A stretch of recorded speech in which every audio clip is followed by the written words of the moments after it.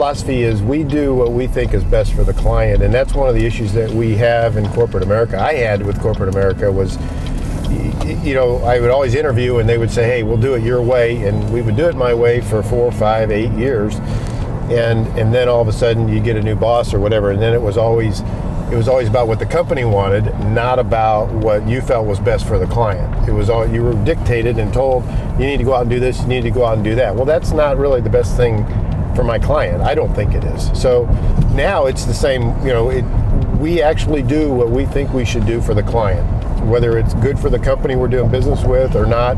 Obviously we keep that in mind because we don't want to lose our providers, and we try to keep a good perspective on a balance there, but nobody tells us what we have to do for the client. So when we go in, it's rewarding to be able to, diagnose issues with the client, figure out what they need, how they want to run their store, how fast they want to move with change, and then we migrate them to that direction. And it is rewarding to be able to look back with a dealer and see the progress that we've made with them. And we didn't do wholesale changes. I mean, that's one of the things I think we've always thought about, that we're not going to be those guys. When Dave talks about wholesale changes, he means basically with employees. What some of the company guys do is they'll come into a dealership and then they'll bring in what we'll call them their guys, and get rid of the guys that the dealer has on staff at the time. And our belief is this dealer saw something of potential with those people when he hired them, and obviously they're just not meeting their expectations. And part of it is because they weren't trained, part of it they didn't have the tools, or there was a misinterpretation of what's expected. So we try to work within that boundary of those personalities.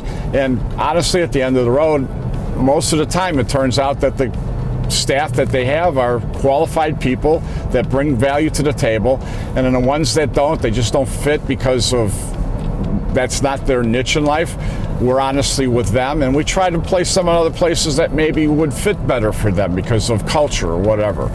So we get some pride in that because we know what it's like to be able to get up to go to work every day, and then if you don't have a job when you get up the next day because of some opinion of somebody, because that's the corporate marching orders, we take that to heart. I mean, you're dealing with people's livelihoods, and we take that pretty seriously. So it's not just always about product that we get a sense of success, because then you can look at the bottom line and see the value of the money, the profitability, but it's more of the relationships with the sales staff and the dealerships, the F&I managers, the sales managers, as well as the dealer. So that gives us motivation to keep trying to do better.